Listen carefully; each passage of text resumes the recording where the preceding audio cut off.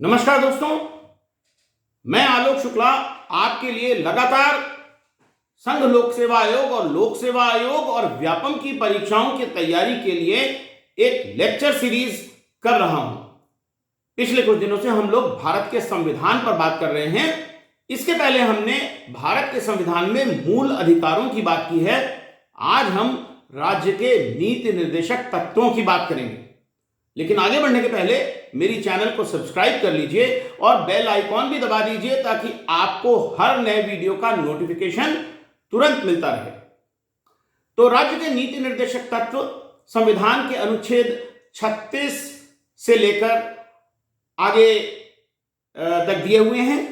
संविधान के अनुच्छेद 36 में केवल इसकी परिभाषा है और परिभाषा में बताया गया है कि इस भाग में जब तक कि संदर्भ से अन्यथा अपेक्षित ना हो, राज्य का वही अर्थ होगा जो भाग 3 में है। तो मूल अधिकारों के लिए जो राज्य का अर्थ है वही नीति निर्देशक तत्वों के लिए भी है। अनुच्छेद 37 कहता है इस भाग में अंतर्विष्ट तत्वों का लागू होना। तो यहां पर ये बताया है कि ये लागू कैसे होते हैं। लागू हैं लेकिन लागू नहीं भी हैं। कैसे कि इस भाग में अंतर्विष्ट उपबंध किसी भी न्यायालय द्वारा प्रवर्तनीय नहीं होंगे, किंतु फिर भी इनमें अधिकथित तत्व देश के शासन में मूलभूत हैं और विधि बनाने में इन तत्वों को लागू करना राज्य का कर्तव्य होगा। तो न्यायालय द्वारा आप इसको लागू नहीं करा सकते, लेकिन वैसे राज्य को इन्हें लागू करने के लिए प्रयास करने चाहिए। अब हम अनुच्छेद 38 की बात करते हैं। राज्य लोक कल्याण की अभिवृद्धि के लिए सामाजिक व्यवस्था बनाएगा।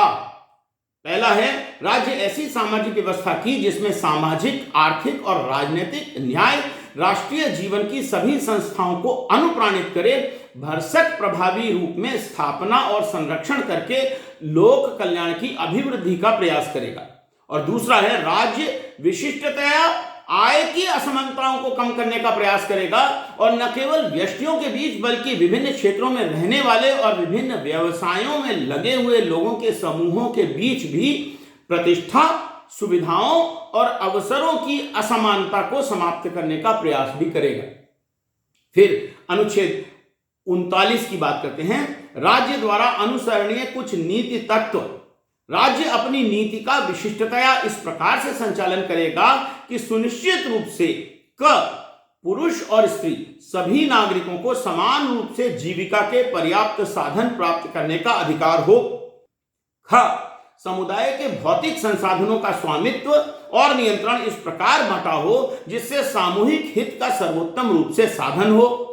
ग आर्थिक व्यवस्था इस प्रकार चले जिससे धन और उत्पादन के साधनों का सर्वसाधारण के लिए अहितकारी संकेंद्रण न हो, कॉन्सेंट्रेशन ऑफ वेल्थ नहीं होना चाहिए।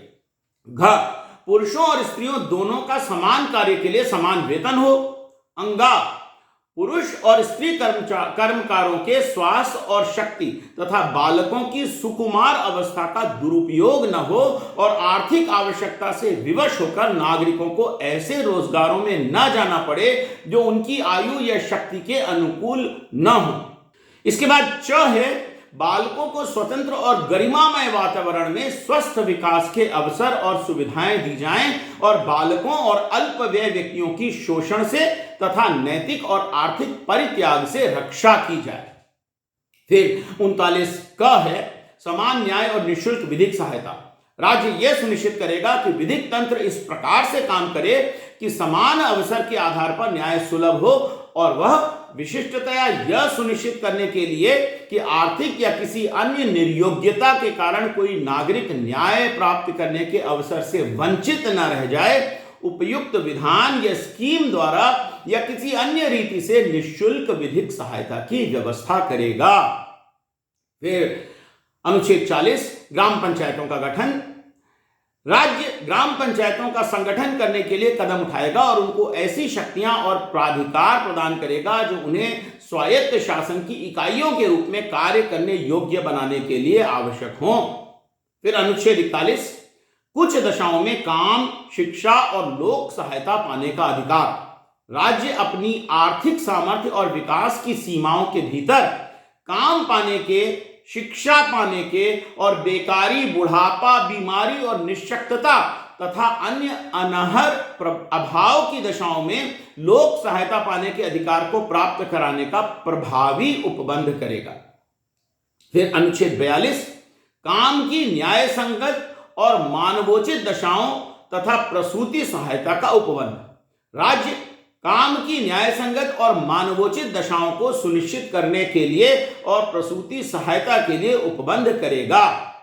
फिर अनुच्छेद 43 कर्मकारों के लिए निर्वाह मजदूरी आदि।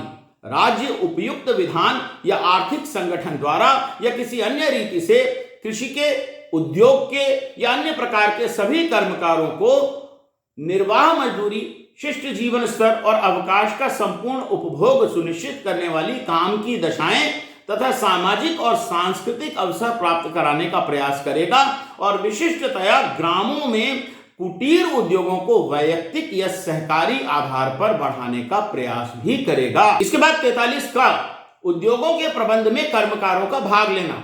राज्य किसी उद्योग में लगे हुए उपक्रमों, स्थापनों या अन्य संगठनों में प्रबंध में कर्मकारों का भाग लेना सुनिश्चित करने के लिए उपयुक्त विधान द्वारा या अन्य किसी रीति से कदम उठाएगा।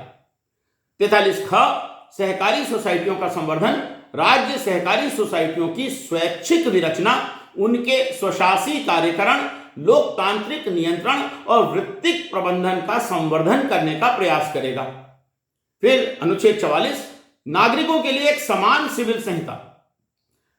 राज्य भारत के समस्त राज्य क्षेत्र में नागरिकों के लिए एक समान सिविल संहिता प्राप्त कराने का प्रयास करेगा।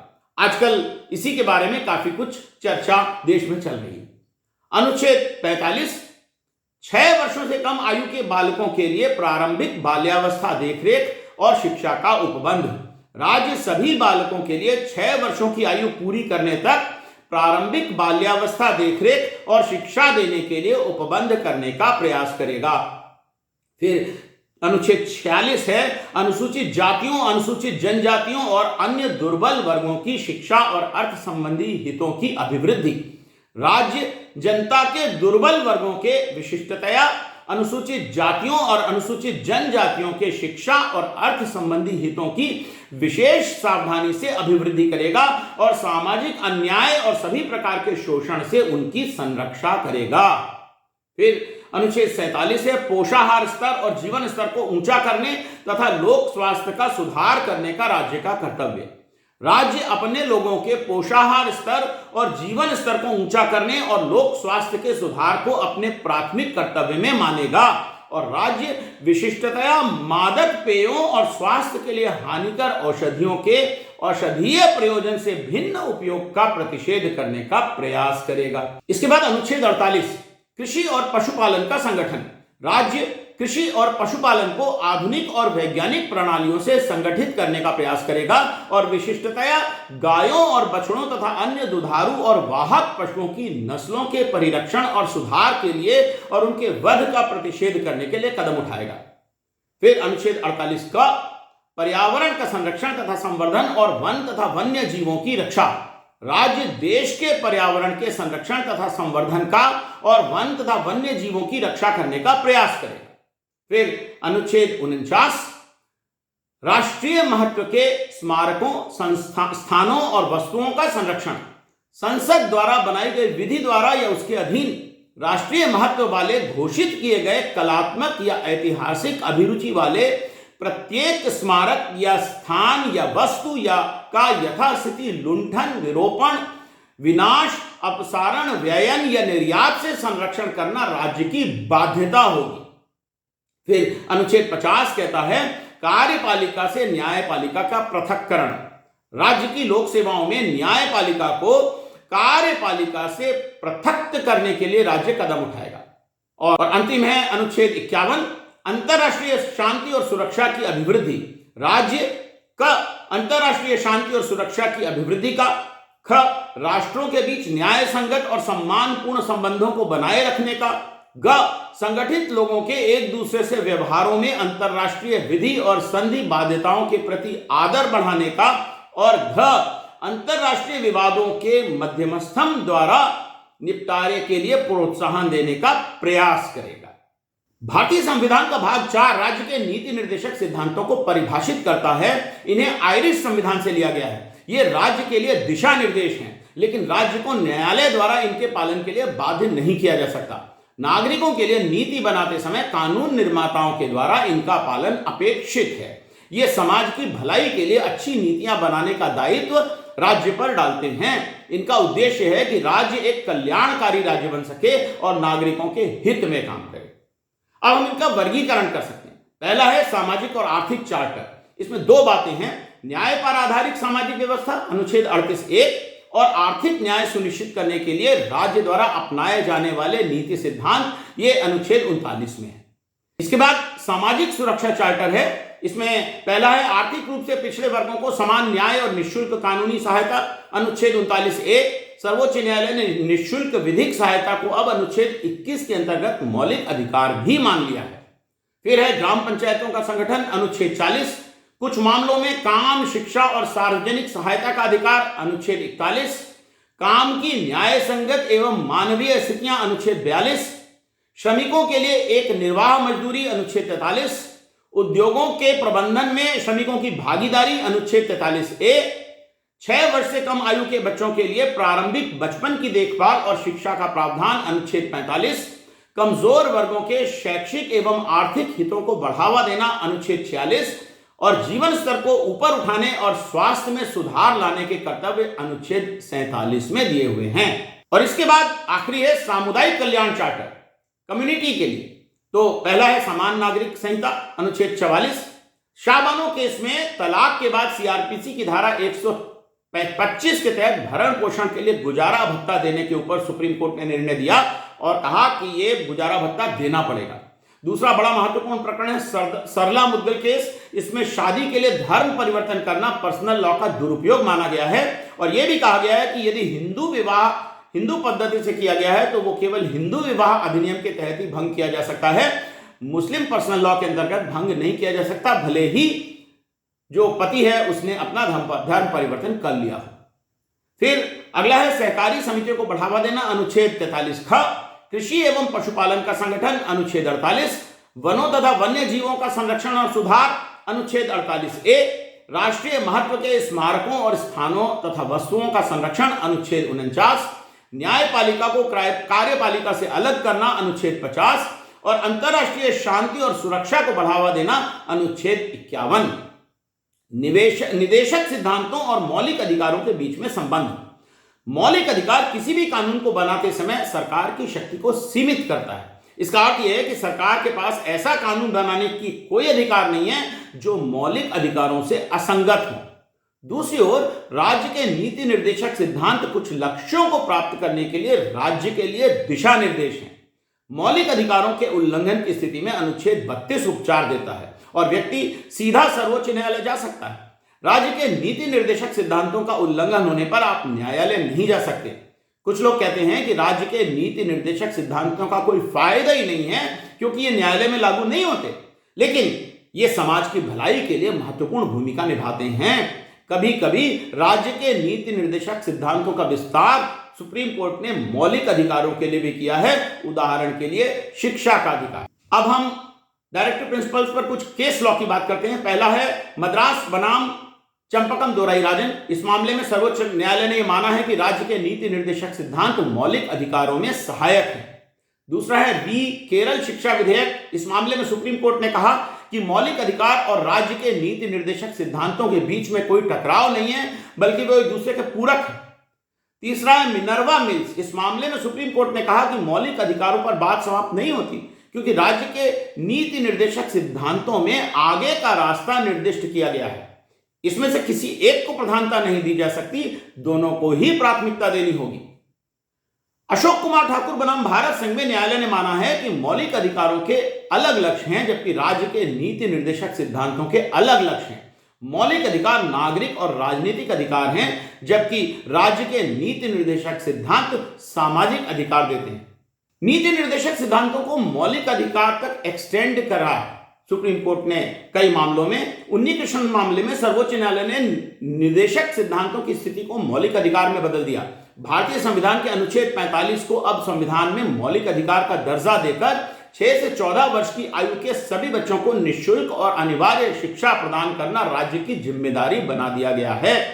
रणधीर सिंह के मामले में सुप्रीम कोर्ट ने कहा कि समान काम के लिए समान वेतन एक मौलिक अधिकार है और इसे अदालत में लागू किया जा सकता है। एमएच हॉस्कोट बनाम मद्रास राज्य में सुप्रीम कोर्ट ने कहा कि निष्पक्ष कानूनी सहायता अदालत की निष्पक्ष प्रक्रिया का एक अभिन्न अंग है और मुफ्त कानूनी सहायता प्रदान करना राज्य का कर्तव्य है। न्यायालय ने कहा कि निःशुल्क कानूनी सहायता भारतीय संविधान के अनुच्छेद 21 के अंतर्गत आती है। हुसैनारा खातून बनाम गृह सचिव बिहार राज्य के मामले में सुप्रीम कोर्ट ने माना है कि विचाराधीन कैदियों को हिरासत में रखना अनुच्छेद 21 का उल्लंघन है और त्वरित सुनवाई का अधिकार एक मौलिक अधिकार है। राज्य के नीति निर्देशक तत्वों में संशोधन के लिए संविधान संशोधन संसद के सामान्य बहुमत से किया जा सकता है। जो कुछ महत्वपूर्ण संशोधन किए गए हैं वो मैं आपको बता रहा हूं। पहला है 44वां संशोधन अधिनियम 1978। भारतीय संविधान के 44वें संशोधन ने राज्य पर यह दायित्व डाला है कि वह व्यक्ति की आय में असमानताओं को दूर करने के लिए सभी कदम उठाए और व्यक्ति तथा विभिन्न क्षेत्रों में रहने वाले लोगों को सुविधाएं दे। दूसरा है 73वां संशोधन अधिनियम 1992। 73वें संविधान संशोधन अधिनियम द्वारा संसद ने भारतीय संविधान में भाग 9 में पंचायत को जोड़ा है, जो ग्राम पंचायत के संगठन के बारे में बात करता है। फिर 86वां संशोधन अधिनियम 2002। 86वें संवैधानिक संशोधन द्वारा संविधान में एक नया अनुच्छेद जोड़ा गया है जो अनुच्छेद 21A है और जो ये कहता है कि शिक्षा का अधिकार एक मौलिक अधिकार है। इस पर राज्य के द्वारा 6 से 14 वर्ष की आयु के सभी बच्चों को मुफ्त और अनिवार्य शिक्षा प्रदान करने का दायित्व बनता है। यदि राज्य ऐसा करने में विफल रहता है तो आप अदालत में मुकदमा कर सकते हैं। और फिर 97वां संविधान संशोधन अधिनियम 2011। संविधान में अनुच्छेद 43B जोड़ा गया जो सहकारी समितियों से संबंधित है। यह राज्य को सहकारी समितियों के स्वैच्छिक गठन, स्वायत्त कामकाज, लोकतांत्रिक नियंत्रण और पेशेवर प्रबंधन को बढ़ावा देने के लिए सभी आवश्यक कदम उठाने का निर्देश देता है। तो आज हमने भारत के संविधान में नीति निर्देशक तत्वों के बारे में जाना। आपको कैसा लगा कमेंट सेक्शन में लिखकर जरूर बताइएगा। अगली बार हम बात करेंगे भारत के संविधान में मूल कर्तव्यों की। अभी के लिए नमस्कार।